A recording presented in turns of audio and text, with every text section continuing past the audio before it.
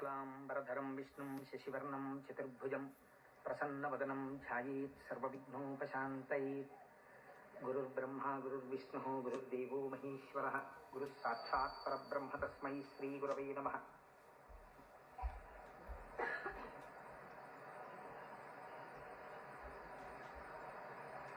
వ్యాసాయ విష్ణురూపాయ వ్యాసరూపాయ విష్ణవే నమో వై బ్రహ్మనిధయే వాసిష్ఠాయ నమో నమః. కూజంతం రామ రామేతి మధురం మధురాక్షరం ఆరుహ్య కవితాశాఖాం వందే వాల్మీకికోకిలం. శ్రుతిస్మృతిపురాణానాం ఆలయం కరుణాలయం నమామి భగవత్పాదశంకరం లోకశంకరం. వాగర్ధావివ సంపృక్తౌ వాగర్ధ ప్రతిపత్తయే జగతః పితరౌ వందే పార్వతీ పరమేశ్వరౌ. సూక్తిం సమగ్రయతున స్వయమేవ లక్ష్మీః శ్రీరంగరాజమహిషీమధురైకటాక్షైః. వైదగ్ధ్యవర్ణగుణగుంభనగౌరవైర్యాం కండూలకర్ణకుహరాः కవయోధయంతి. హైమోర్ధపుండ్రమజహన్మకుటం సునాసం మందస్మితం మకరకుండలచారుగండం బింబాధరం బహుళదీర్ఘకృపాకటాక్షం. శ్రీవేంకటేశముఖమాత్మని సన్నిధత్తాం మనోజవం మరుతతుల్యవేగం జితేంద్రియం బుద్ధిమతాం వరిష్టం. వాతాత్మజం వనరయూథముఖ్యం శ్రీరామదూతం శిరసా నమామి. ఆపదామపహర్తారం దాతారం సర్వసంపదాం లోకాభిరామం శ్రీరామం భూయో భూయో నమామ్యహం. సింధూరారుణ విగ్రహాం త్రినయనాం మాణిక్యమౌళిస్ఫురత్తారానాయకశేఖరాం స్మితముఖీం ఆపీనవక్షోరుహాం. పాణిభ్యాం అలిపూర్ణరత్నచషకం రక్తోత్పలం బిభ్రతీం సౌమ్యాం రత్నఘటస్థరక్తచరణాం ధ్యాయేత్ పరేదంబికాం. హరి ఓం. పరమేశ్వర స్వరూపమైన సభకి నమస్కారం. ఇది ఉత్తరాయణ పుణ్యకాలం. దక్షిణాయనం పూర్తయి మనం ఉత్తరాయణంలోకి ప్రవేశించాం. ఈ ఉత్తరాయణ పుణ్యకాలంలో శివనామం ఒక్కసారి పలికిన వారు ఎవరైనా ఉన్నారా అని గమనిస్తారట. అంత మహోత్కృష్టమైన కాలం. విశేషించి అదృష్టం ఏమిటంటే మనం ప్రతిరోజు ప్రదోష వేళలో ఈ ఉపన్యాసాన్ని ప్రారంభం చేస్తాం. ప్రదోష వేళ పార్వతీ పరమేశ్వరుల యొక్క అర్ధనారీశ్వర స్వరూపంగా శాస్త్రం భావన చేస్తుంది. అంత పరమ పవిత్రమైనటువంటి అసుర సంఖ్య వేళలో సాక్షాత్తుగా శంకరుడు వృషభవాహనారూఢుడై ఈ భూమండలం మీద తిరుగుతూ శ్రీశైల పర్వతం మీద ఒక్కసారి దిగుతారట. అందుకే సంధ్యారంభ విజృంభితం శృతిశిరస్థానాంతరాధిష్ఠితం సప్రేమ భ్రమరాభిరామమ సకృత్సద్వాసనాశోభితం భోగీంద్రాభరణం సమస్త సుమన పూజ్యం గుణావిష్కృతం సేవే శ్రీగిరి మల్లికార్జున మహాలింగం శివాలింగితం అంటారు. ఒక మద్ది చెట్టు నల్లుకున్నటువంటి మల్లెతీగని చూసినటువంటి శంకర భగవత్పాదులు పార్వతీదేవి చేత ఆలింగనము చేయబడిన పరమేశ్వర స్వరూపాన్ని శ్రీశైల పర్వత శిఖరముల మీద దర్శనం చేసినటువంటి మహోత్కృష్టమైన శ్లోకం అది. అటువంటి శివస్వరూపాన్ని మనం ప్రదోష వేళలో ప్రవచనంగా చేసుకునే ముందు శివపురాణం సామాన్యమైంది కాదు, చాలా పెద్ద గ్రంథం అది. అంత పెద్ద గ్రంథంలో మనకి ఉపయుక్తమైనవి ఉన్నాయి, చాలా జటిలమైనవి ఉన్నాయి. నిత్య జీవితంలో వాటిని అనుష్ఠానంలోకి తెచ్చుకోవడానికి అన్ని ఆశ్రమాలకి అవి కానివి ఉన్నాయి. కనుక నేను అనుకున్నాను, శివాస్తోత్తర శతనామ స్తోత్రాన్ని ఉత్తరాయణ పుణ్యకాలం కనుక నేనేదో ప్రవచనం చేయడం కేవలం వినడం కాకుండా ప్రతిరోజు ఈ కార్డు పట్టుకుని వస్తే ప్రదోష వేళలో మనం ఇటువంటి దేవాలయంలో కూర్చుని చెప్పుకున్నటువంటి నామం 1,000,000 రెట్లు ఫలితం ఇస్తుంది. ఒక 30 రోజులో 40 రోజులో ఈ ప్రవచనాలు కొనసాగినప్పుడు మీరు ప్రతిరోజు ఈ నామాలు పలికారనుకోండి, 108 ఇంటూ 1,000,000 అంత నామం చేసినటువంటి ఫలితం మన ఖాతాలో ఈశ్వరుడు వేస్తాడు. దాని మీద వినడం శృణ్వంతపః, అది తపస్సు చేసినటువంటి ఫలితం అవుతుంది. ఉత్తరాయణ పుణ్యకాలంలో ఇంతకన్నా మనం చేసుకోగలిగినటువంటి మహద్భాగ్యం ఏముంటుంది? దీని మీద సుబ్రహ్మణ్యేశ్వర స్వామి వారికి ఇతపూర్వం నాకు తెలిసి కాకినాడ పట్టణంలో ఎన్నడూ జరగనంత అత్యద్భుతమైనటువంటి కార్యక్రమాన్ని మనం ఫిబ్రవరి 10, 11 తేదీలలో సుబ్రహ్మణ్యేశ్వర స్వామి వారి ఆవిర్భావము, తారకాసుర సంహారము, వల్లీ కళ్యాణము ఇవన్నీ శివపురాణాంతర్గతంగా వస్తాయి. ఇవన్నీ విన్న తరువాత 200 జంటలు పాలకావిళ్ళు ఎత్తి పట్టుకుని కావిడి పట్టుకున్న వాళ్ళకి ఇంకా ఆచంద్రతారార్కం వంశాభివృద్ధి కోరికలు తీరుస్తానని పరమాత్మ ప్రకటించారు. ద్రవిడ దేశంలో అయితే కావిడి పట్టుకుని వెడుతుంటే సంతానము లేనటువంటి స్త్రీలు పడుకుని వారు దాటేటట్టుగా పడుకుంటారు. వారు దాటితే సుబ్రహ్మణ్యుడే దాటినట్టు. సంతానము కలగకుండా ఉన్నటువంటి ప్రతిబంధకము దానివల్ల తొలగిపోతుంది అని. అటువంటి ఉత్సవం నాకు తెలిసి జరగలేదు. పెద్దలు పూర్వం ఎవరైనా చేసి ఉండవచ్చు. అటువంటి ఉత్సవాన్ని మనం ఫిబ్రవరి 11వ తారీఖున చేసుకోబోతున్నాం ఇక్కడ. ఆ రోజున సుబ్రహ్మణ్య సంబంధంగా ఒక గొప్ప హోమం జరుగుతుంది. సుబ్రహ్మణ్యుడికి పాలకావిళ్ళు పట్టుకొచ్చిన కావిళ్లలో పాలతోటే అభిషేకం జరుగుతుంది. అదే రోజున స్వామివారికి సాయంకాలం వల్లీ కళ్యాణం జరుగుతుంది. బహుశా వల్లీ కళ్యాణం జరగడం అన్నది మనం చాలా తక్కువగా చూశాం. వల్లీ కళ్యాణం ఆ రోజు సాయంకాలం ఇక్కడ జరుగుతుంది. ఇది కాకుండా ఇంకా కొన్ని విశేష కార్యక్రమాలు ఇందులో మన జీవితాలు ధన్యమయ్యేటట్టుగా అనుసంధానం చేస్తాం. ఆయా ఘట్టాలు వచ్చినప్పుడు వాటిని మీకు ముందుగానే విజ్ఞాపన చేస్తాను. కనుక శివపురాణాన్ని మనం శివాస్తోత్ర శతనామ స్తోత్రంతో అనుసంధానం చేసుకుంటే ఈ ప్రవచనాలు అయిపోయిన తరువాత కూడా మీరు ఎప్పుడైనా ఇంటి దగ్గర కూర్చుని నామాలు చదువుకుంటుంటే మనస్సు తొందరగా రమిస్తుంది. ఎందుచేత అంటే శివో మహేశ్వర శంభు పినాకి శశిశేఖర అని చదవడం వేరు. శివ అనగానే మొదటి నామం దగ్గర మీకు కొన్ని విషయాలు జ్ఞాపకానికి వచ్చాయనుకోండి, మనస్సు ఏమవుతుందంటే అటు ఇటు వెళ్ళదు, అందులోకి వెళ్ళిపోయి ఏదో ఒక నామంలో ఒక ఘట్టం ఏదో మీకు జ్ఞాపకం వచ్చి దాని గురించి ఆలోచిస్తూ మీరు నామాలన్నీ చదివేశారనుకోండి, ఇప్పుడు మీరు 108 నామాలు దీక్షతో తపస్సుగా చేసిన ఫలితం వస్తుంది. వాటి అర్థం తెలియకుండా చదువుతున్నారు అనుకోండి, మనస్సు చించలమై ఎక్కడికో వెడితే నామం చెప్పిన ఫలితం ఉంటుంది, కానీ మనస్సు లగ్నం కాదు. మనస్సుని కూడా ఏకీకృతం చేసేటటువంటి ప్రయత్నంలో భాగంగా శివ మహాపురాణాన్ని శివాస్తోత్ర శతనామ స్తోత్రంతో అనుసంధానం చేస్తే మనందరికీ ఎక్కువ ప్రయోజనకరంగా ఉంటుంది అని నాకు అనిపించింది. పైగా అందరూ చక్కగా ప్రదోష వేళలో శివనామం చెప్పేటటువంటి అదృష్టాన్ని పొందుతారనిపించింది. నేను అంటాను, మీరు కూడా అనండి. ఇది అయిన తర్వాత నేను ప్రవచనం ప్రారంభం చేస్తాను. ఇవాళే కాదు, ప్రతిరోజు. ఇవాళంటే కొద్దిగా మనకు ప్రారంభం కాబట్టి ఆలస్యం అయింది, రేపటి నుంచి అలా ఉండదు ఖచ్చితంగా. ఎందుకంటే ప్రదోష వేళలో ఈ నామాలు చదవాలి కాబట్టి 6:30 అయ్యేటప్పటికి నామాలు చదవడం ప్రారంభం చేసేస్తాం. ఎందుకంటే ప్రదోష వేళలో చదివినటువంటి దాని ఫలితం మీరు శివమహాపురాణంలో విందురు గాని దాని శక్తి ఎలా వెళ్ళిపోతుందో చూద్దురు గాని. ధ్యాన శ్లోకం చెప్పండి. ధవలవపుషమిందోర్ మండలే సన్నివిష్టం భుజగవలయహారం భస్మ దిగ్ధాంగమీశం మృగయ పరశుపాణిం చారు చంద్రార్ధమౌళిం హృదయ కమల మధ్యే సంతతం చింతయామి. శివో మహేశ్వర శంభు పినాకీ శశిశేఖర వామదేవో విరూపాక్ష కపర్దీ నీలలోహిత శంకర శూలపాణిశ్చ ఖట్వాంగీ విష్ణువల్లభ శిపి విష్ణోంబికానాథ. శశి విష్ణు కాదండి, అది పొరపాటు పడింది. శిపి విష్ణోంబికానాథ శ్రీకంఠో భక్తవత్సల భవ సర్వత్రిలోకేశ సితికంఠ శివాప్రియ ఉగ్ర కపాలీ కామారీ అంధకాసురసూదన గంగాధరో లలాటాక్ష కాళకాళ కృపానిధి భీమః పరశుహస్తశ్చ మృగపాణిర్జటాధరః కైలాసవాసీ కవచీ కఠోరస్త్రిపురాంతకః వృషాంకో వృషభారూఢో భస్మోద్ధూళిత విగ్రహః సామప్రియః సర్వమయః త్రైమూర్తిరనీశ్వరః సర్వజ్ఞ పరమాత్మా చ సోమసూర్యాగ్నిలోచనః హవిర్యజ్ఞమయః సోమః పంచవక్త్రః సదాశివః విశ్వేశ్వరో వీరభద్రో గణనాథ ప్రజాపతిః హిరణ్యరేతా దుర్ధర్షో గిరీశో నగః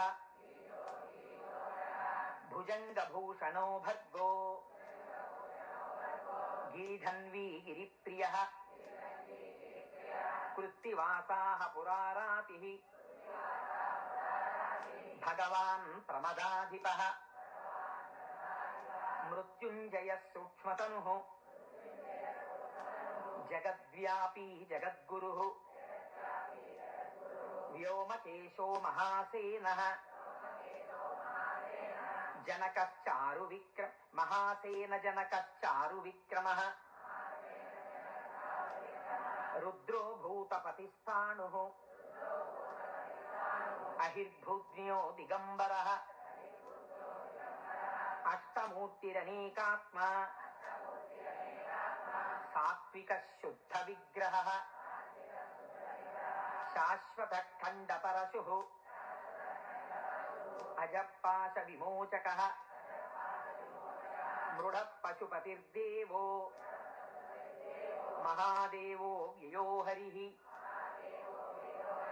పూషదంతభిదవ్యగ్రో దక్షాధ్వర హరోహరః భగనేత్రభిదవ్యక్తః సహస్రాక్ష సహస్రపాత్ అపవర్గ ప్రదోనంతః తారక పరమేశ్వరః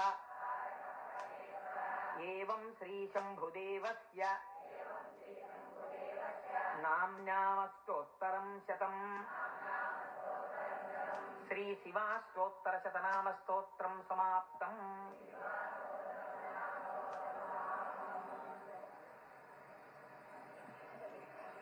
హరి ఓం.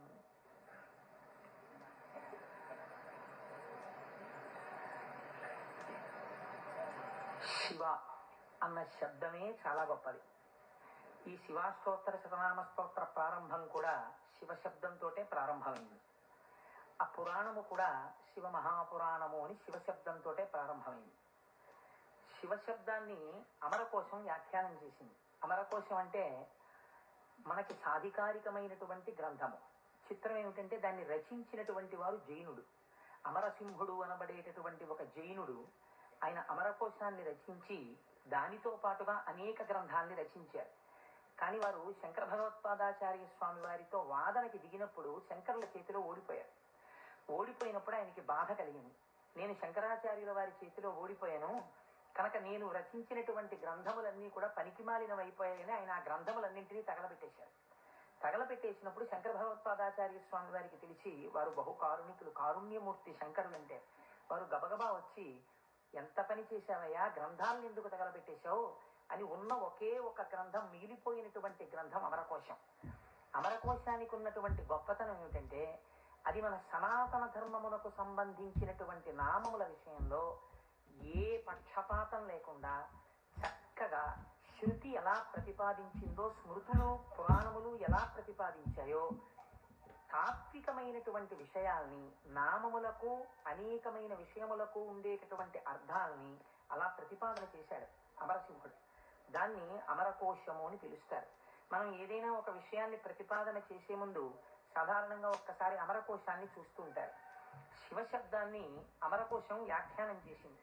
శివ అన్న మాటని ఏ విధంగా మనం అర్థం చేసుకోవలసి ఉంటుంది అంటే, అమరకోశంలో దాని గురించి అనేక రకాలైనటువంటి అర్థాలు చెప్పారు. అసలు ఈ అర్థం ఏమిటో మీకు తెలిస్తే తప్ప, లేదా నాకు తెలిస్తే తప్ప, మనం దాని గురించి కొద్దిగా అర్థం చేసుకునే ప్రయత్నం చేస్తే తప్ప అసలు శివ అనేటటువంటి నామానికి ఉన్న అర్థం తెలియదు. ఎందుకంటే శివ శివ అని రెండు శబ్దములు మనకి లోకంలో నానుడిలో ఉన్నాయి. శివ అంటే శంకరుడు, శివ అంటే పార్వతీదేవి, ఆయన యొక్క శక్తి స్వరూపం. శివ అంటే అమరకోశం అంటుంది, శామ్యతి పరమానంద రూపత్వ నిర్వికారో భవతీతి శివ. నిర్వికారుడై, నిర్వికారుడు అంటే మనకి వికారములు ఉంటాయి. నేను తరచూ మీకు ప్రస్తావన చేస్తుంటాను, ఈ జగత్తులో ఉన్నటువంటి సమస్త ప్రాణులకు, సమస్త జీవులకు 6 వికారములు ఉంటాయి. ఇవి షడ్వికారములు అంటారు. కాలములో ఏదైనా వచ్చిందనుకోండి, దానికి పుట్టినటువంటి తేదీ అని ఒకటి ఉంటుంది. పుట్టిన తేదీ అన్నది పడినది అంటే మీరు ఒకటి గుర్తు పెట్టుకోవాలి, అది షడ్వికారములకు లోనైపోతుంది. ఈ భావన మీ మనస్సులో బాగా రూఢమైందనుకోండి, బాగా పూనుకుందనుకోండి, అసలు సగానికి సగం లోకం పట్ల ఉండేటటువంటి తాదాత్మ్యత తగ్గిపోతుంది. ఇది కేవలం వినడానికి విన్నారనుకోండి, దీని వలన వచ్చేటటువంటి ప్రయోజనం తక్కువగా ఉంటుంది. ఇది బాగా లోపల జీర్ణం అయిందనుకోండి, మీకు అనేక విషయాలు అర్థం అవుతాయి. మీరు ఒక్కసారి గమనించండి, షడ్వికారములలో ఇక పూర్వం మీరు ఆ వస్తువుని చూడలేదు, కానీ ఆ వస్తువు, ఆ ప్రాణి, ఆ జీవుడు ఒకానొక కాలమునందు ఈ లోకములో పుట్టింది. కాబట్టి ఇప్పుడు దానికి జన్మము అన్న తేదీ ఒకటి వచ్చింది కాలంలో. సరే, కాలం అన్నది యథార్థమా అంటే బీజస్యాంతరివంకురో జగదిదం ప్రాంగ్ నిర్వికల్పం పునః మాయా కల్పిత దేశకాల కలనా వైచిత్ర చిత్రీకృతం అన్నారు శంకరాచార్యులు వారు. ఆ తత్వ పరిశీలనాన్ని పక్కన పెడితే ఒక జన్మ తేదీ ఉంది. ఈ జన్మ తేదీలో ఒక ప్రాణి కనపడగానే శాస్త్రం అంది 6 విషయాలు గుర్తుపెట్టుకో. ఇత పూర్వము లేనిది పుట్టినది. పుట్టినది మీరేమనాలి? ఎవరో పిల్లాడు పుట్టాడు, వాడు ఏడుస్తున్నాడు. ఆ పిల్లాడు ఉన్నాడండి. పుట్టిన పిల్లాడు ఏడవలేదు. అయ్యో ఏమిటి పిల్లాడు ఏడవట్లేదు అని కదిపి చూశారు. కదిపి చూస్తే డాక్టర్ గారు వచ్చారు, స్టెప్ పెట్టారు, ఊపిరి తీయట్లేదు, నల్లగా అయిపోయి ఉన్నాడు. అయ్యో అమ్మా, నీకు మృత శిశువు జన్మించాడు అన్నారు. కాబట్టి పుట్టినది. అసలు రెండో వికారం ఉంటుంది, ఉన్నది భవతి అనగా ఈ లోకములోకి వచ్చినప్పుడు అది ఉన్నది. అసలు ఉన్నది అని మీరు అనాలంటే అక్కడే శివ శబ్దం ప్రారంభం, మంగళత్వం. ఉన్నది. ఉన్నది అలాగే ఉండాలా? అలా ఉండదు, పెరగాలి. పెరిగినది. పెరిగినది పెరుగుతూ వెళ్ళిపోతుందా? నేనున్నాను, ఎవరి మీదో ఎందుకు పెట్టి చెప్పాలి? కోటేశ్వరరావు అనబడేటటువంటి ఈ శరీరం ఒక డేటు, ఈ డేట్ చెప్తే ఏమవుతుందంటే అదో పుట్టినరోజు కనుక చాలా మంది పాపం ఇచ్చేసి చాలా అలా చేస్తున్నారు. భయం వేస్తుంది నాకు ఆ డేట్ చెప్పడానికి. ఏదో 14/7/1959కి ముందు ఈ శరీరం లేదు. 14/7/1959లో ఈ శరీరం వచ్చింది. కాబట్టి ఈ శరీరం వచ్చినది ఉన్నది, ఏడిచింది అమ్మ కడుపులోంచి వచ్చి. అలాగే ఉందా? మా అమ్మ కడుపులోంచి వచ్చినప్పుడు ఎలా ఉన్నానో అలా ఉన్నానా? పెరిగినది. అబ్బో, ఎంత ధ్వజస్తంభం అంత పెరిగిపోయింది ఈ శరీరం. పెరిగినది. ఇలా పెరుగుతూ ఉంటుందా? ఉండదు. తరిగినది.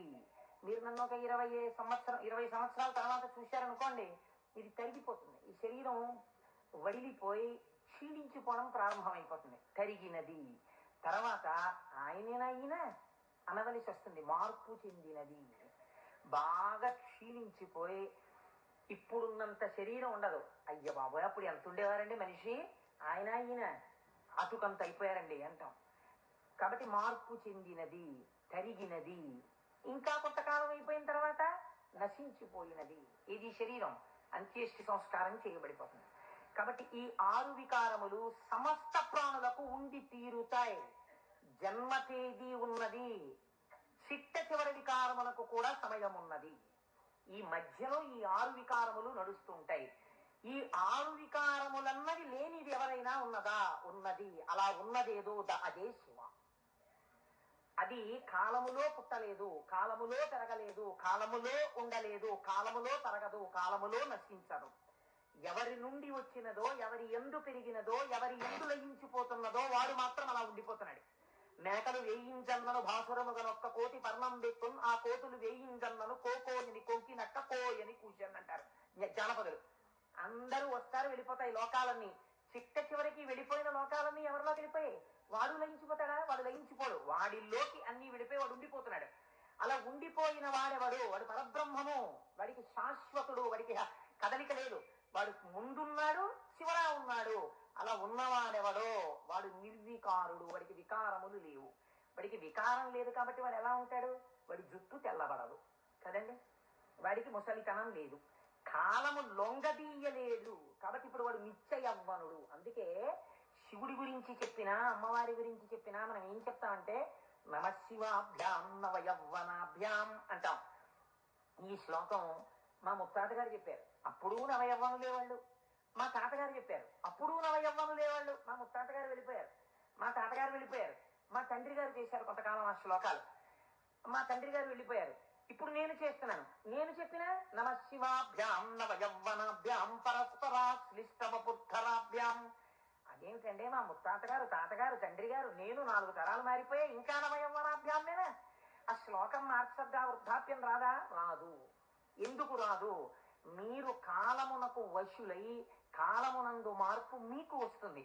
కాల స్వరూపములో మీ యందు మార్పులు తెచ్చేవాడెవడున్నాడో వాడు మార్పునకు అతీతుడుగా సాక్షిగా ఉన్నాడు. కదిలే వస్తువుకి కదలని వస్తువు ఆధారమై ఉంటుంది. మీరు బాగా జ్ఞాపకం పెట్టుకోండి. కదిలే వస్తువుకి గడియారానికి ఉన్నటువంటి పెంజూలం ఊగాలనుకోండి, పెంజూలంని పట్టుకున్నటువంటి స్ప్రింగ్ ఊగకూడదు. స్ప్రింగ్ కూడా ఊగడం మొదలెట్టింది అనుకోండి, ఇంకేంటి అలా ఊగదు. స్ప్రింగ్ నిలకడగా ఉంటుంది, పెంజూలం ఊగుతూ ఉంటుంది.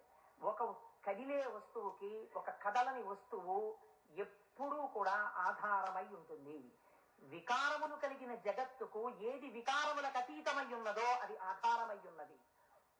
దాని అందే ఈ సమస్త జగత్తు పుట్టి పెరిగి లయించుచున్నది. అటువంటిదేదో అది వికారాతీత స్థితి కలిగినటువంటి పరబ్రహ్మము. దానిని నువ్వు ఒక నామవాచకంతో పిలవాలనుకుంటే శివ అని పిలవవచ్చు. కాబట్టి ఇప్పుడు శివశబ్దం ఎవరిని చెప్తోంది? పరబ్రహ్మాన్ని చెప్తోంది. ఇప్పుడు ఆయన ఎలా ఉంటారు? నిర్వికారమై నిరంజనమై. ఇదే కదండి శివకవచం మాట్లాడుతుంది. పూర్వభాగంలో ఆయన యొక్క స్థితిని ఆయన ఎలా నిర్వికారుడై ఉంటాడో చెప్తుంది. ఇటువంటి పరమాత్మ స్వరూపం మీ కన్నులకు కనపడుతుందా? వికారము పొందుతున్న జగత్తు మీకు కనపడుతుంది, కానీ వికారములు పొందుతున్నటువంటి జగత్తుకి తను ఆధారముగా ఉన్నవాడు మీకు కనపడతాడా? కనపడడు.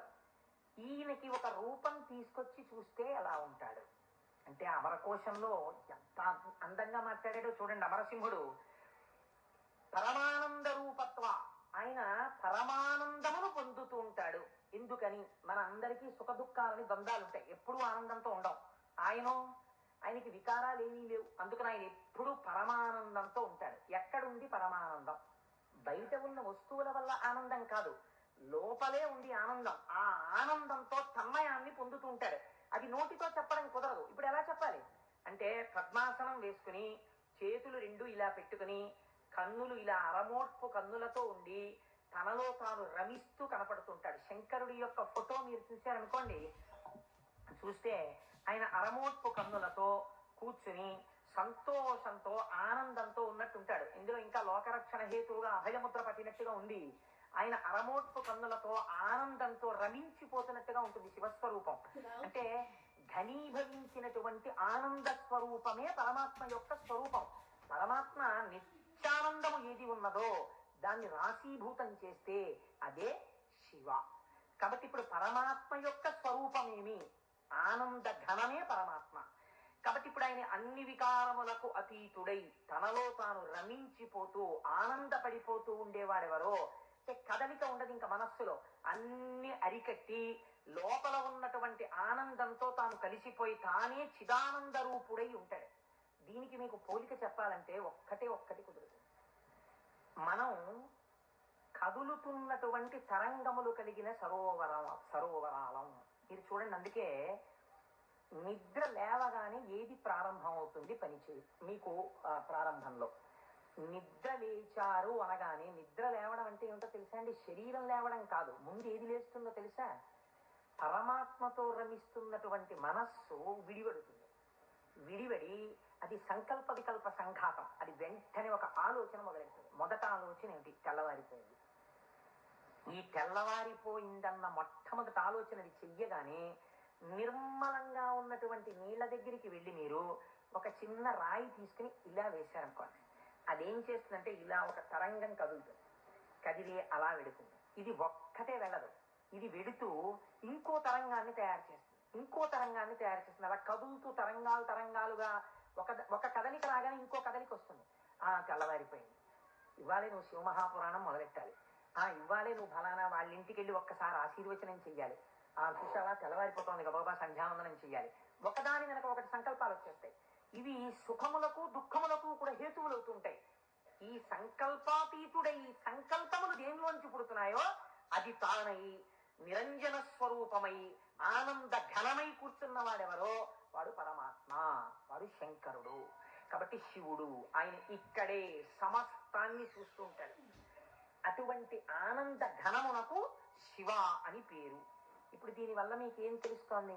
మనుష్య జన్మ యొక్క చిట్ట చివరి ప్రయోజనం ఏమి? ఆ ఆనందము మీరే అగుగా. అటువంటి ఆనంద స్వరూపులుగా మీరు మారడమే మనుష్య జన్మ యొక్క ప్రయోజనం. దానికే మోక్షము అని పేరు. కాబట్టి ఇప్పుడు అటువంటి మోక్ష స్థితిని పొందాలనుకున్న వాళ్ళకి ఎవరు ఆరాధ్య దైవము? శివుడే. కాబట్టి శివయోకోధ్యేయ శివంకర. కాబట్టి ఏమండి మీరు చెప్పింది బాగుంది, కానీ మేము గృహస్థాశ్రమంలో ఉన్నాం కదా, మాకు భార్య బిడ్డలు ఉన్నారు కదా, మాకు సంకల్పాలు ఏవి వద్దు అని మేమందరం కూడా ఇలా ముక్కు మూసుకుని లేచిన దగ్గర నుంచి ఏదో సంధ్యావందనం చేసుకుని ఒక పూజా మందిరంలో ఇలా కూర్చుండిపోతే మనస్సుని అంతర్ముఖం చేసే ప్రయత్నం చేస్తూ ఏదో లోపల ఉన్నటువంటి ఆ వస్తువుని కనిపెట్టే ప్రయత్నం చేస్తూ మేము ఉండిపోతే నా భార్య పరిస్థితి ఏమిటి, నా పిల్లల పరిస్థితి ఏమిటి? అసలు మరి గృహస్థాశ్రమంలో ఉండి కొన్ని కోరికలంటూ ఉంటాయి కదా, మరి తప్పదు కదా. అప్పుడు ఈ స్వరూపాన్ని పట్టుకుంటే ఉపయోగమే ఉండదు. ఆయన ఇంకేమీ అలా కోరికలు తీర్చడం అలా ఏమి ఉండవా? కేవలం ఆనందం మోక్షం ఇంతేనా పరిస్థితి? కాదు కాదు. అమరకోశం అంది వెంటనే మళ్ళీ చేరతే సజ్జన మనాం స్వస్మిన్నితిగా. ఈయన యందు సజ్జనుల యొక్క మనస్సు రమించుచుండును. ఈ మాటని మీరు చాలా గట్టిగా పట్టుకోవాల్సి ఉంటుంది. మీకు చూడండి, నేను ఇంతకన్నా మీకు ఉదాహరణ చెప్పడానికి సాధ్యం కాదు. ఇంకా వంటింట్లో ఒక పంపు ఉంటుంది, బాత్రూంలో ఓ పంపు ఉంటుంది, వరండాలో ఒక పంపు ఉంటుంది, వాష్ బేసిన్ దగ్గర. మీకు ఇంకా అవసరం అనుకున్నారనుకోండి, ఏదో మీరు భోజనాలు చేసే గదిలో చేతులు కడుక్కోవడానికి ఒక పంపు ఉంటుంది. ఇన్ని పంపుల్లోనూ మీకు ఏకకాలమునందు ఎక్కడ విప్పినా నీళ్లు రావాలనుకోండి, ఏది నింపాలి? ఏ పంపు గొట్టంలో నీళ్లు పోస్తారా?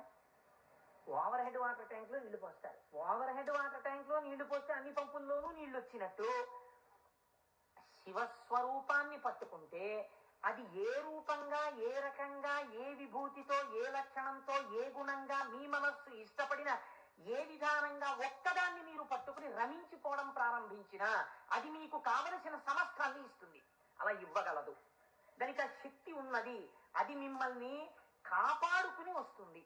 మీరు చూడండి, గొడుగు ఒక్కటి ఇలా పట్టుకున్నారండి, ఇలా గొడుగు పట్టుకుని వెళ్ళిపోతున్నారు. ఇలా గొడుగు పట్టుకు వెళ్ళిపోతుంటే బయట మంచి ఎండ కాసింది. ఇప్పుడు ఆ గొడుగు మిమ్మల్ని రక్షిస్తుందా, రక్షించదా? రక్షిస్తుంది. మీరు వెళ్ళిపోతుండగా మంచి మబ్బు పట్టి వాన ప్రారంభమైంది.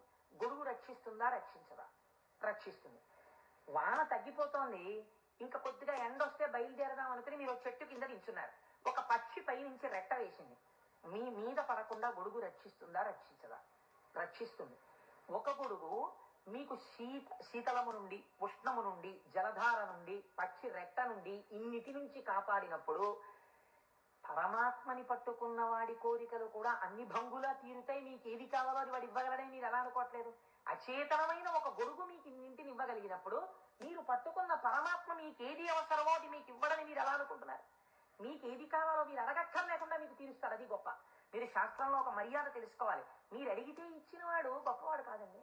మీరు వెళ్ళి అడిగారనుకోండి, వెంటనే మీరు జీవితంలో చాలా దిగజారిపోయిన వ్యక్తులైపోతుంది.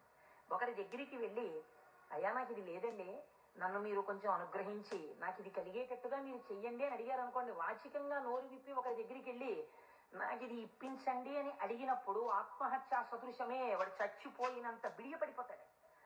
ఎవరు శీలమున్నవాడు బెంగ పెట్టుకుంటాడు. నోరు విప్పి అడగలమా, వెళ్ళి నాకు ఇది ఇవ్వండి అని ఎలా అడగను అంటాడు. అడగలేడు. అందుకే మనకి పూర్వకాలంలో మీకు తెలుసో తెలీదో, మీసంలో ఒక వెంట్రుక తాకట్టు పెట్టి అప్పు తెచ్చుకునేవాడు. మీసంలో వెంట్రుక తాకట్టు పెడితే అప్పు ఇవ్వడం ఏంటండి అంటే వాళ్ళ రోషానికి చిహ్నం అది. ఎన్నడూ నేను ఒకరిని చెయ్యి అడగలేదురా, చెయ్యి జాపి అడగలేదు. అటువంటి వాణ్ణి నిన్ను అడుగుతున్నాను. నేను ఇంత సిగ్గుపడిపోయానడానికి ఉదాహరణ ఏమిటో తెలుసా? ఈ వెంట్రుక ఒకటి నీ దగ్గర పెట్టుకో, మళ్ళీ తీర్చిన నాడు ఈ వెంట్రుక తీసుకెళ్తాననేవాడు. వాడి రోషానికి, వాడి శీలానికి ఆ వెంట్రుకని ప్రాతిపదికగా తీసుకుని అప్పించేవారు పూర్వం. అందుకే నా మీసంలో వెంట్రుక తాకట్టేశాననేవారు పూర్వం. కాబట్టి ఒకరి దగ్గరికి వెళ్ళి అడగడం అంటే అంత చిన్నతనం. పరమాత్మ అయినా మిమ్మల్ని అలా చిన్నబుచ్చి ఇస్తాడని మీరు ఎలా అనుకుంటున్నారు? గొడుగు పక్షి రెట్ట నుంచి నన్ను కాపాడు, వాన పడితే కాపాడు, ఎండగా ఉంటే కాపాడు, పైనుంచి ధూళి పడకుండా కాపాడు, ఓ గడుగా నన్ను రక్షించు అని మీరంతా స్తోత్రం చేసి వేసుకుంటున్నారేంటే? ఇలా విప్పిలా పట్టుకుంటే అంతే, రక్షించేయడం దాని ప్రయోజనం. అలా మీరు శివస్వరూపాన్ని పట్టుకుంటే, ఎలా పట్టుకున్నా సరే, అంటే ఎలా పట్టుకోవాలంటే అభిషేకాలు చేయాలా, పూజలు చెయ్యాలా, లేకపోతే దాని స్వరూపం బాగా తెలుసుకోవాలా, అర్థం అవ్వాలా? కాదు. మీ మనస్సు ఏదో ఒక విషయంలో రమించింది అంతే, అది చాలు. మిమ్మల్ని మీకు రక్షణ కల్పించడానికి అది హేతు అవుతుంది. మీకు నేను ఒక ఉదాహరణ చెప్తాను. మీరు దాని వలన దీని వ్యాఖ్యానాన్ని బాగా పట్టుకోగలుగుతారు. నాయనారులని మళ్ళీ నేను ఏదో లౌకికమైన ఉదాహరణ ఎందుకు తేవాలి, మనకి 63 నాయనారులు ఉన్నారు. అంటే శివుని యొక్క అనుగ్రహము చేత తరించిపోయిన మహాపురుషులు. ఆ 63 నాయనారులో గుగ్గుల కలయ నాయనారు అని ఒక ఆయనకి ముందు అసలు గుగ్గుల అన్న పేరు కలపలేదు. కలయ నాయనారు ఆయన పేరు. అమృత ఘటేశ్వరుడు ఉన్న క్షేత్రంలో పుట్టారు ఆయన పేరు కలయ. అందుకని ఈయన పేరు కూడా కలయ అని పిలుస్తూ ఉండేవారు. ఈ కలయ నాయనారికి ఒక లక్షణం ఉండేది. ఆయన చేసే పూజ ఏమిటో తెలుసా అండి?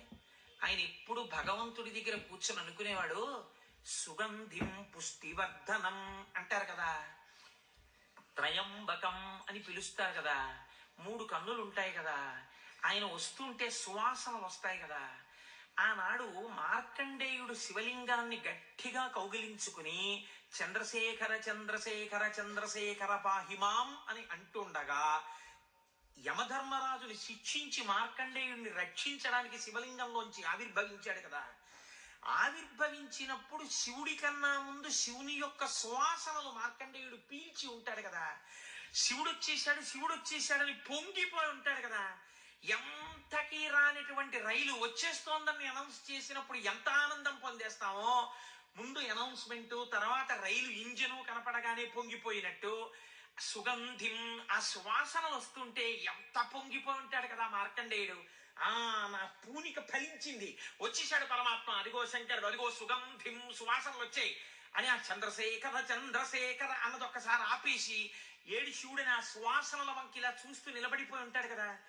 కాబట్టి శివుడి యొక్క సువాసన అలా ఉంటుంది కదా అని పొంగిపోతూ నేను అలాంటి వాసన పీలుద్దామని ఆయన మహైశ్వర్యవంతుడు కలయనాయనారు. రోజు ఇంత గుగ్గిలం పట్టుకొచ్చి ఆ గుగ్గిలం వెలిగించి గుగ్గిలం ధూపం వేసేవాడు. ఆ ధూపం అంతా పూజ గదంతా నిండిపోతే అందులో కూర్చుని మార్కండేయుడు ఇలాగే వాసన పీల్చి ఉంటాడు. ఆనాడు అర్జునుడు గబగబా వెళ్ళి తన గాంధీవం ఎత్తి కొడుతున్నప్పుడు శివుడి దగ్గరికి వెళ్ళినప్పుడు వాసనలు ఇలాగే వచ్చి ఉంటాయి అని ఆ వాసనలు పీలుస్తూ కళ్ళు మూసేసుకుని ఇవే శంకరుడి శరీరంలోంచి వస్తున్న వాసనలు, ఇక్కడే శివుడు ఉన్నాడని రోమాంచితం అయిపోయి పరవశించిపోతూ సమాధి స్థితిలోకి వెళ్ళిపోయేలా ఉండిపోతుండేవాడు ఆయన.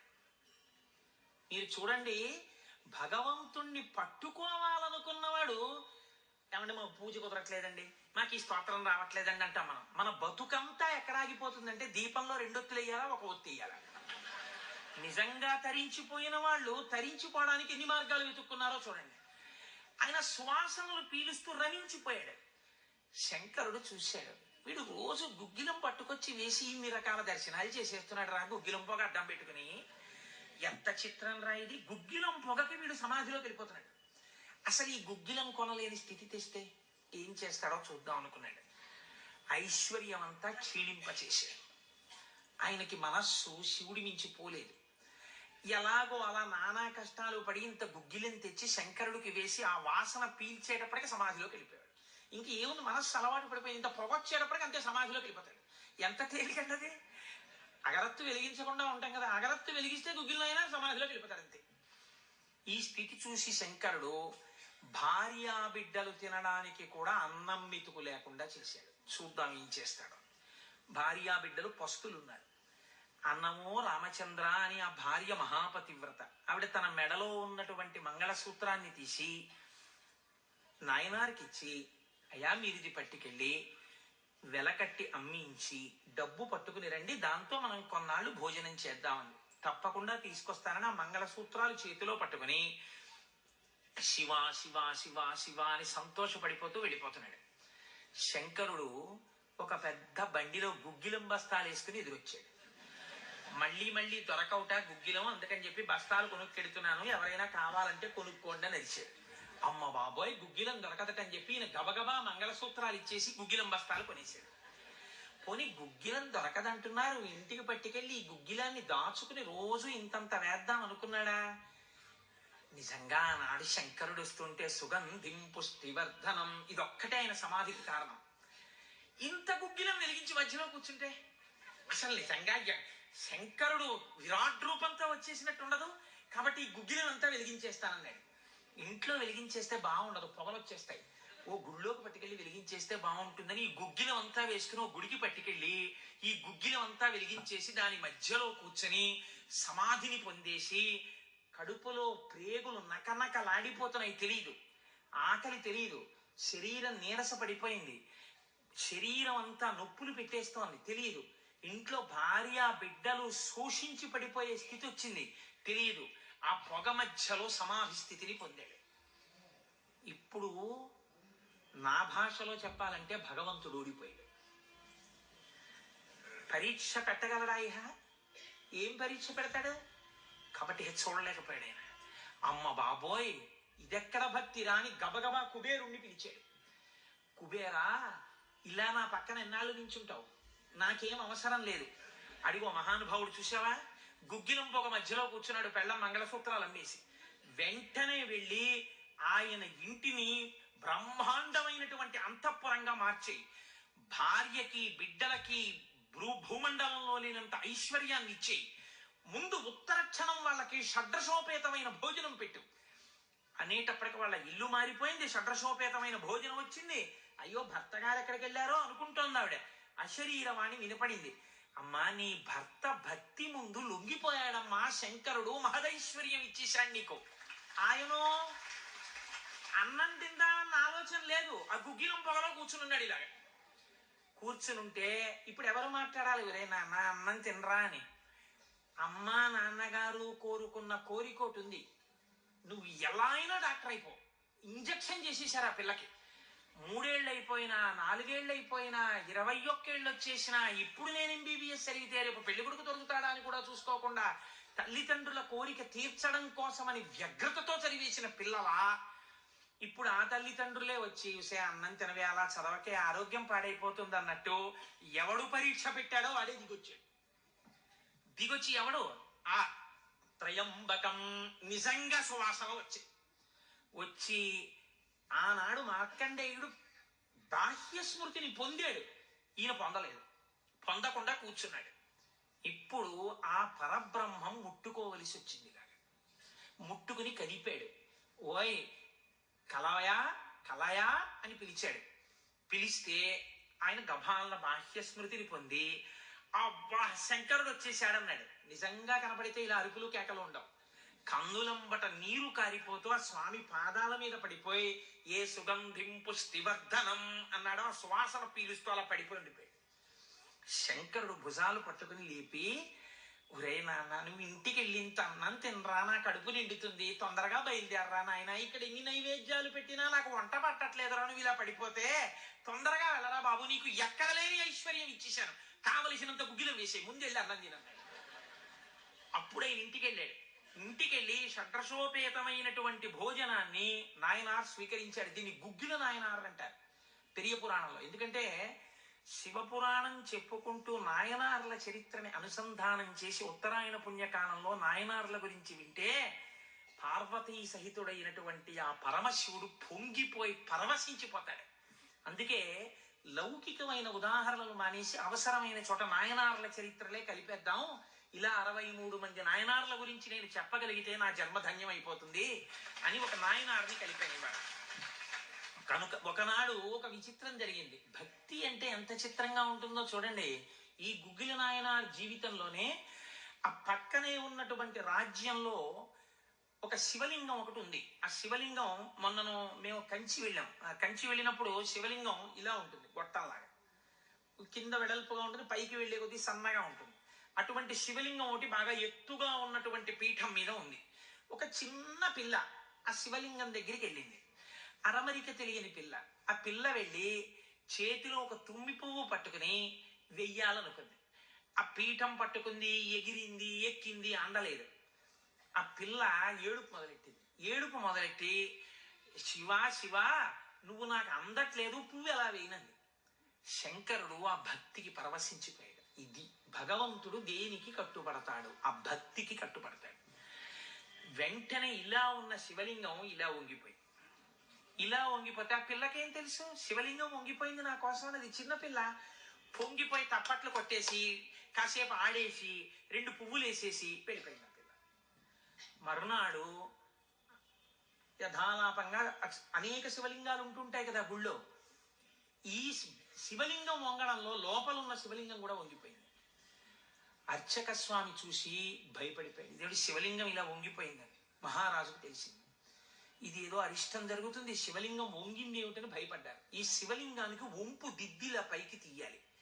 వాళ్ళకి ఉన్న తెలివితేటలు ఏమిటంటే ఈ వంగిపోయినటువంటి శివలింగానికి పెద్ద పెద్ద ఇనప గొలుసులేసి ఏనుగులకు కట్టి లాగించారు.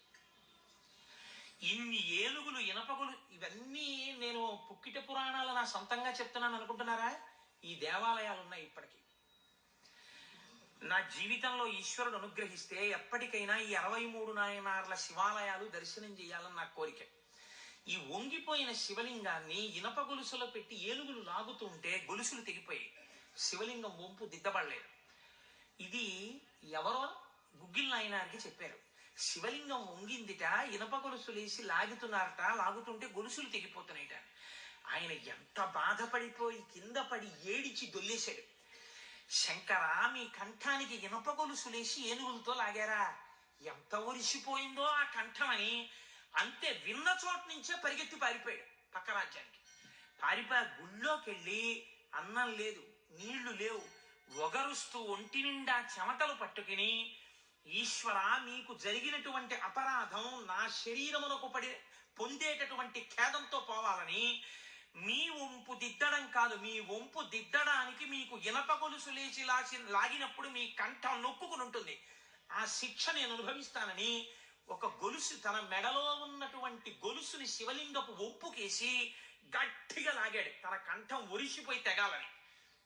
తన కంఠం తెగలేదు, శివలింగం వంపు ఇలా పైకి లేచిపోయింది. ఆ వంపు దిద్దినటువంటి వాడు గుగ్గిల నాయన. ఇప్పుడు మీరు నాకు చెప్పండి, బ్రతికున్న నాళ్ళు గుగ్గిల నాయన ఏం చేశాడు డబ్బు సంపాదించడానికంటే ఎవ్వరికీ తెలియదు.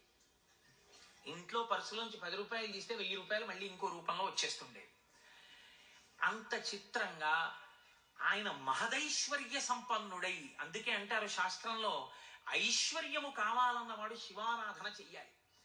శివారాధన అపారమైన ఐశ్వర్య హేతువు. అందులో దక్షారామం లాంటిదైతే గొప్ప భోగస్థానం కూడా. అంత ఐశ్వర్యంతో జీవిస్తూ శివభక్తిని విడిచిపెట్టలేదు. శివభక్తితో ఐశ్వర్యంలో ఉన్నాడు.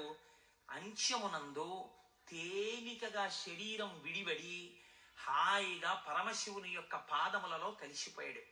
ఇప్పుడు మీరు చెప్పండి, అమరకోశంలో మహానుభావుడు అమరసింహుడు శివశబ్దానికి సజ్జనుల యొక్క మనస్సు రమించేటటువంటి స్వరూపము కలిగిన వాడు అని శివశబ్దానికి అర్థం చెప్పడంలో ఎంత గంభీరమైన అర్థం ఉందో మీరు చూడండి. శివశబ్దము సజ్జనుల యొక్క మనసు రమించు స్థానము. ఎలా రమిస్తుంది, దేనివల్ల?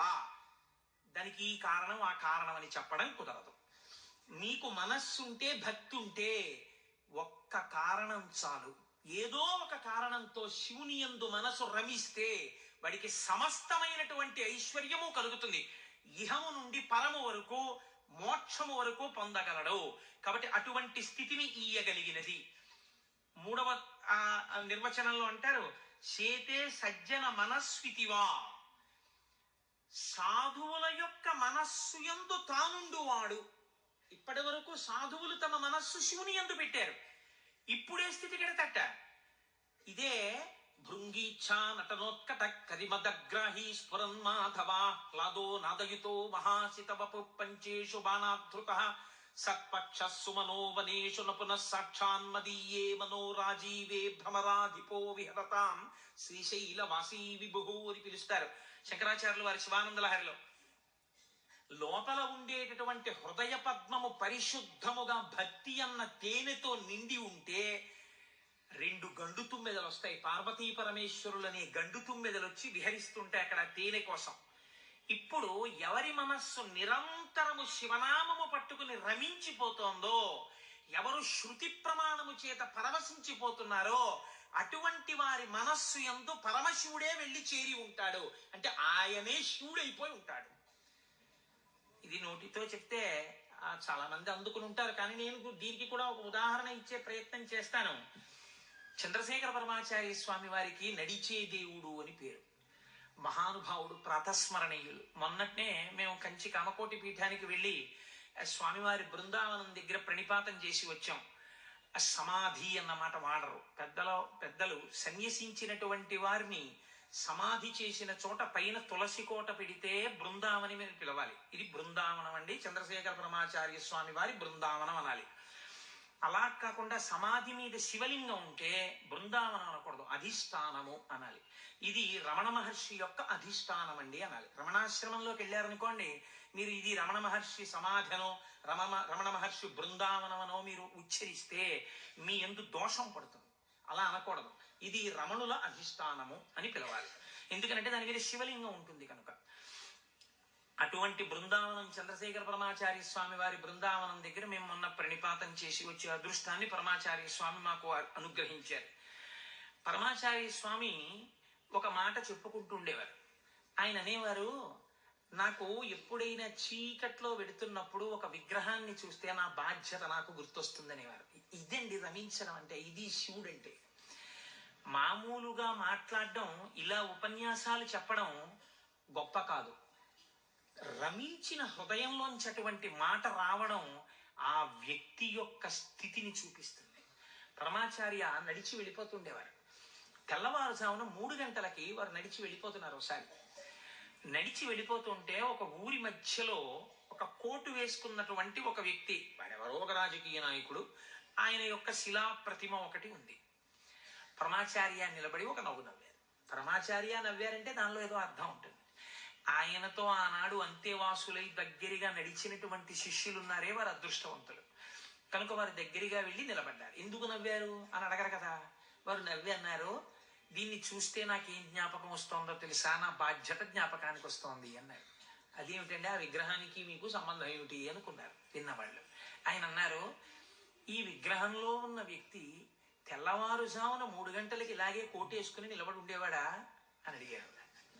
అప్పుడు 3 కదా అయింది టైం. తెల్లవారుజామున 3 గంటలకి ఆ విగ్రహంలో ఉన్న వ్యక్తి ఎవరు ఉన్నాడో ఆయన అలా కోటేసుకుని నిలబడ్డ కదా.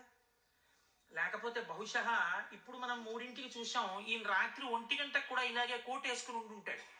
అంటే రాత్రి 1 గంటకు కూడా ఈయన బతికున్న రోజుల్లో కోటేసుకుని ఉన్నాడా? లేడు. కానీ కోటేసుకున్నటువంటి వ్యక్తిని అందరూ చూశారు బయట. ఆయన బయటకు వచ్చినప్పుడు ఎక్కువగా కోటుతో బయటకు వచ్చేవాడు. కాబట్టి ఇప్పుడు ఆయన్ని చూడగానే రాత్రి చూసినా, పగలు చూసినా, ఉదయం చూసినా, సంధ్యవేళ చూసినా ఆయన జీవితంలో సాధించిన విషయాలు జ్ఞాపకానికి వచ్చి, అందుకు ఆయనకి ఇటువంటి శిలాస్తూపం పెట్టారు అని జ్ఞాపకానికి వస్తుంది. నేనెవరో తెలుసా? పరమాచార్య చెప్పిన మాట.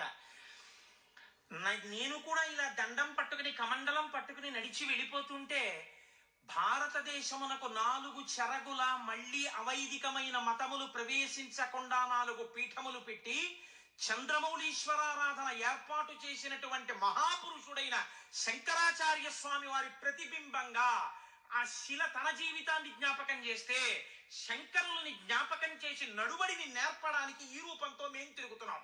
మా నడువడి ఎంత జాగ్రత్తగా ఉండాలో చూడండి అని పరమాచార్య ఆ స్తూపాన్ని చూసి చెప్పుకున్నారు. ఎంత భక్తో చూడండి నిజంగా వారిది. వారు ఒకనాడు శ్రీశైలం వెళ్ళారు. వెళ్ళినప్పుడు హటకేశ్వరంలో శంకరాచార్య స్వామి వారు తపస్సు చేసినటువంటి ప్రదేశం ఉంది. వారు ఆ హటకేశ్వరం దగ్గరికి వెడుతూ ఆ తపస్సు చేసిన ప్రదేశం దగ్గరికి ఒక సంస్కృత పండితుడిని పిలిచి వారు సంస్కృతంలోనే మాట్లాడుతుండేవారు. ఆయన అన్నారు, చాలా కాలం మఠాన్ని నిర్వహించాను. 13 సంవత్సరాల ప్రాయంలో సన్యసించారు మహానుభావుడు. చాలా కాలం మఠాన్ని నిర్వహించాను. ఉత్తర పీఠాధిపతిని నిర్వహించాను. జయేంద్ర సరస్వతి స్వామి వారిని ఉత్తర పీఠాధిపతిని చేశాను. ఆయనకి కావలసినటువంటి పరిణితి ఏర్పాటు చేశాను. నాతో పాటు ఎన్నో ప్రదేశాలకి తీసుకెళ్లాను. మఠ నిర్వహణ యందు ఆయనకి కావలసినటువంటి శక్తియుక్తులను గడపాను. ఇంకా ఎంతకాలం ఆ మఠ నిర్వహణ చేస్తూ ఉండను. శంకర భగవత్పాదాచార్య స్వామి ఏ హటకేశ్వరంలో తపస్సు చేశారో నేను ఇంకిక్కడ ఉండిపోయి ఈ హటకేశ్వరంలోనే తపస్సు చేస్తూ ఉండిపోతాను. చాలు, జయేంద్ర సరస్వతి చూస్తారు మిగిలినటువంటి మఠ వ్యవహారాలన్నీ అన్నారు. పరమాచార్య నోటి వెంట ఒకసారి ఒక మాట వస్తే వెనక్కి తిప్పడం అంత తేలిక. ఆనాడు వారు హటకేశ్వరంలో ఉండిపోకుండా ఎంత మందో వెళ్ళి బతిమాలితే వారు మన ఆంధ్రదేశానికి వచ్చి పర్యటన చేశారు. ఆ సమయంలో చూడండి, ఎంత మఠాధిపత్యం ఉన్నా, శంకరాచార్య స్వామి వారి పరంపరాగతమైనటువంటి పీఠానికి ఆధిపత్యంలో ఉన్నా, ఇలా అడుగు తీసి అడుగేస్తే జగద్గురు చంద్రశేఖర పరమాచార్య స్వామి వస్తున్నారని రోడ్లకి ఇరుపక్కల కొన్ని వేల మంది నిలబడి నమస్కారాలు చేసి నీరాజనాలు ఇచ్చినా వారికి దానికన్నా హటకేశ్వరంలో కూర్చుని శ్రీశైల మల్లికార్జునుడి గురించి తపస్సు చేసుకోవడం, జపం చేసుకోవడం ఇష్టంగా అనిపించింది. అంటే ఎన్ని ఉన్నా మనస్సు ఏది కోరింది? ఆ శివుణ్ణి కోరింది, గురువులైన శంకరాచార్యుల వారిని కోరింది. అలా కోరింది కాబట్టే ఈనాటికి వారు నడిచే దేవుడయ్యారు. అందుకే ఈ శివమహాపురాణం చిట్ట చివరిలో బహుశః ఆంధ్రదేశంలోనే కని విని ఎరుగని రీతిలో పార్వతీ కళ్యాణం మనం చెయ్యబోతున్నాం కాకినాడ పట్టణంలో. కాకినాడ పట్టణం సువర్ణాక్షరాలతో లిఖింపబడిందండి. మనం అందరం కలిసి ఇక్కడి నుంచి కొన్ని వేల కార్డులు పోస్ట్ చేశాం తరిగొండ వెంగమాంబ గారి గురించి. అది తిరుమల తిరుపతి దేవస్థానంలో నిస్సందేహంగా కదలిక తీసుకొచ్చింది. కె విశ్వనాథ్ గారిని పిలిచి సదస్సు నిర్వహించి నాకు పేపర్ కటింగ్స్ వచ్చాయి తిరుపతి నుంచి. తరిగొండ వెంగమాంబ గారి బృందావనాన్ని సందర్శనీయ స్థలంగా తిరుమల తిరుపతి దేవస్థానం మార్చబోతోంది. మనం చేసినటువంటి ఒక మంచి పనికి వేసిన విత్తనం మనకి పేపర్లు అక్కర్లేదు, మన పేర్లు వెయ్యక్కర్లేదు. ఆచార్య స్వామి అన్నారు, నువ్వు అనుకున్నట్టు అక్కడ కృష్ణాలయం రాదు, మహాగణపతి దేవాలయం రాబోతోంది, మహాగణపతి దేవాలయం వస్తుందన్నారు. ఎప్పుడు వచ్చింది? మహాగణపతి దేవాలయం వచ్చింది. ఆయన శివుడైపోయారు. ఆయన నోటి వెంట వచ్చిన మాట నిజమైపోయేది అంతే. ఆయన నిజం చెప్పడం కాదు, ఆయన చెప్పింది నిజం అవుతుంది. ఈ స్థితిని పొందడం, శివుడే ఆయన యందున్నాడు, తాను శివుడై ఉన్నాడు, ఎన్ని మెట్లు ఎక్కుతున్నాడో చూడండి. ఇది తురీయ అవస్థ. 4వ అవస్థకి వెళ్ళిపోతారు. అందుకే పీఠాధిపతులు కనబడితే 4 నమస్కారాలు, తల్లిదండ్రులు కనబడితే 1 నమస్కారం, ఈశ్వరాలయంలో 3 నమస్కారాలు శాస్త్రం విధించింది. అది ఎందుకు చేయాలి, ఏ కారణమేమి, రేపటి రోజు నేను దాన్ని అనుసంధానం చేసే ప్రయత్నం చేస్తాను. అది కూడా శివ సంబంధమైన విషయమే అంతర్గతంగా వస్తుంది మీకు. కాబట్టి చూడండి, అందుచేత చేతే సజ్జన మనస్వితివా, సాధువుల యొక్క మనస్సులో తన యొక్క స్థానముగా చేరి ఉన్నవాడెవరో ఆయనకి శివ అని పేరు. అంటే అంత సులభుడై ఉన్నవాడు. శివం కళ్యాణం తద్యోగాద్వా. శివ అన్న శబ్దానికి అర్థమేమి? శుభము, భద్రము, శోభనము, మంగళము, కళ్యాణము, శ్రేయస్సు, వీటిని శివ అని పిలుస్తారు. ఇవన్నీ పర్యాయ పదాలు, కొద్ది తేడాలతో. మీ ఇంటికి ఒక మంగళం జరగాలనుకోండి, అంటే ఉదాహరణకి పుట్టిన వాళ్ళు పుట్టినట్టే ఉండిపోవాలని మనం కోరుకోం కదా. నాకో 2 బిడ్డలు ఉంటే వాళ్ళు పెరిగి పెద్దవాళ్ళు అయిన తర్వాత నాకు కోడలు అల్లుడు రావాలని ఉంటుంది. అలా కలయనాయనారు రోజు ఇంత గుగ్గిలం పట్టుకొచ్చి ఆ గుగ్గిలం వెలిగించి గుగ్గిలం ధూపం వేసేవాడు. ఆ ధూపం అంతా పూజ గదంతా నిండిపోతే అందులో కూర్చుని మార్కండేయుడు ఇలాగే వాసన పీల్చి ఉండి ఉంటాడు. ఆనాడు అర్జునుడు గబగబా వెళ్ళి తన గాంధీవం ఎత్తి కొడుతున్నప్పుడు శివుడి దగ్గరికి వెళ్ళినప్పుడు వాసనలు ఇలాగే వచ్చి ఉంటాయి అని ఆ వాసనలు పీలుస్తూ కళ్ళు మూసేసుకుని, ఇవే శంకరుడి శరీరంలోంచి వస్తున్న వాసనలు, ఇక్కడే శివుడున్నాడని రోమాంచితం అయిపోయి పరవశించిపోతూ సమాధి స్థితిలోకి వెళ్ళిపోయేలా ఉండిపోతుండేవాడు ఆయన. మీరు చూడండి, భగవంతుణ్ణి పట్టుకోవాలనుకున్నవాడు, ఏమంటే మా పూజ కుదరట్లేదండి, మాకు ఈ స్తోత్రం రావట్లేదండి అంటాం మనం. మన బతుకంతా ఎక్కడ ఆగిపోతుంది?